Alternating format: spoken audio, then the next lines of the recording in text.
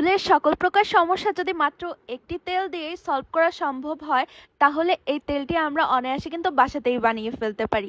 আসসালামু আলাইকুম, কেমন আছেন সবাই? আচ্ছা, এই বীজগুলো কেউ কি চিনেন? যারা চিনেন তারা অবশ্যই কমেন্ট করে জানাবেন। আচ্ছা, যারা চিনেন না তাদেরকে বলে দেই, এই বীজগুলোর নাম হচ্ছে ভেন্নার বীজ। বীজগুলো আগে গ্রাম অঞ্চলে অনেক বেশি পাওয়া যেত, তো আমাদের দাদি নানিরা কিন্তু এই বীজগুলো দিয়ে তেল বানিয়ে লাগাতো। আচ্ছা, এখন এই তেলটার নাম রিভিল করে দেই। এই বীজটা থেকে যে তেলটা বের হবে এই তেলটাই হলো ক্যাস্টর অয়েল। ক্যাস্টর অয়েলের গুণাগুণ তো সবাই মোটামুটি জানে। চোখের পাপড়ি বড় করা থেকে শুরু করে চুল গজাতে অনেক বেশি ভালো কাজ করে। আমি এখানে 1 কেজির মতো ভেন্নার বীজ নিয়ে নিয়েছি। সেই ভেন্নার বীজগুলোকে ভালো মতো বেছে নিয়েছি। এরপর আমি একটা কড়াই নিয়ে তার মধ্যে আমি এই ভেন্নার বীজগুলো টেলে নিব, যাতে এর বাইরের যে আবরণটা রয়েছে সেটা একটু নরম হয়ে যায় আর ব্লেন্ড করতে ইজি হয়। এই টালাটা ঠিক এমন হবে, আমরা যে বাদাম ভাজি না, ঠিক সেরকম একটা ভাজা দিতে হবে। বাইরের আবরণটা হালকা কালচে কালচে ভাব চলে আসলে এটাকে নামিয়ে ঠান্ডা করে এরপর ব্লেন্ড করে নিতে হবে। আর এই ভেন্নার বীজটা ভাজা হয়ে গিয়েছে কখন বুঝবেন? যখন এর থেকে একটা স্মেল বের হবে তখনই বোঝা যাবে যে আমার ভেন্নার বীজটা রেডি হয়ে গিয়েছে। এখন এটাকে সাইডে একটা পাত্রে নামিয়ে রেখে দিব।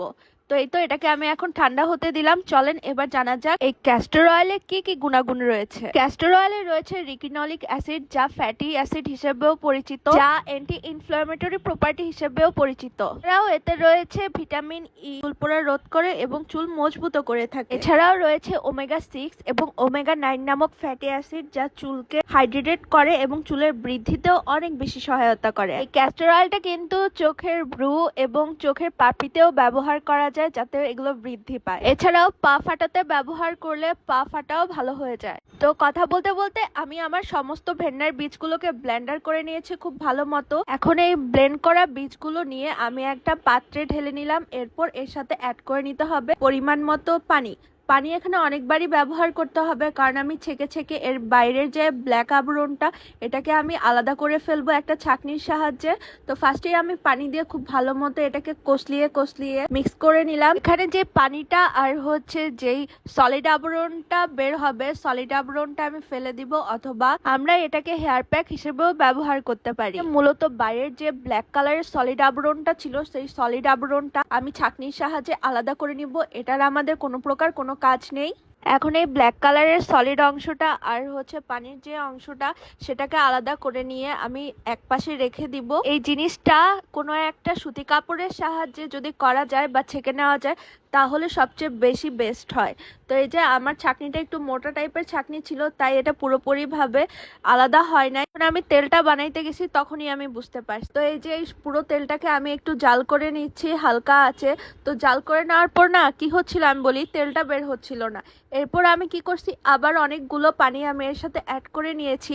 এরপর ফ্যানের মতো যে অংশটা বের হচ্ছিল সেটাকে আমি আলাদা আরো একটি কড়াইতে রেখে দিলাম। তারপর যখন আমি জাল করছি তখন মাশাআল্লাহ খুব সুন্দর তেল বের হয়ে গিয়েছে। এখন দেখতে পারবেন কত সুন্দর তেল বের হয়ে গিয়েছে। আমার এখানে 1 কেজি ভেন্নার বীজ থেকে প্রায় 250 গ্রামের মতো তেল বের হয়ে গিয়েছিল। মাশাআল্লাহ, আলহামদুলিল্লাহ। আমার দেখানো প্রসেস মতো যদি আপনারা বানান তাহলে অনায়াসে এরকম 250 গ্রাম তেল বাসাতেই খুব সহজে বানিয়ে ফেলতে পারবেন। তো এই যে আমার তেলটা একদম রেডি হয়ে গিয়েছে। এখন আমি এই তেলটাকে খুব ভালো মতো একটা ছাঁকনির সাহায্যে ছেঁকে নিব। আর ক্যাস্টর অয়েল কিন্তু অনেক বেশি ঘন হয়, এটাকে ডিরেক্ট অ্যাপ্লাই না করে এটাকে নারকেল তেলের সাথে 3 থেকে 4 মাস অনায়াসে অ্যাপ্লাই করা যাবে। তো আমি আপনাদেরকে দেখানোর জন্য একটা কাচের গ্লাস নিয়ে নিয়েছি, এর মধ্যে আমি এটাকে ভালো মতো ছেঁকে নিলাম। তো এই তো আমার ক্যাস্টর অয়েলটা একদম রেডি হয়ে গিয়েছে। এখানে জাস্ট ওই ঘন মিশ্রণটার সাথে বারবার পানি অ্যাড করে নিয়ে এরপর এর ফেনাটাকে আলাদা একটা পাত্রে দিয়ে দিলেই আমাদের ক্যাস্টর অয়েলটা পাওয়া যাবে। তো আমার ক্যাস্টর অয়েল তো রেডি হয়ে গিয়েছে। ভিডিওটা ভালো লাগলে অবশ্যই শেয়ার করে দিবেন। আল্লাহ হাফেজ।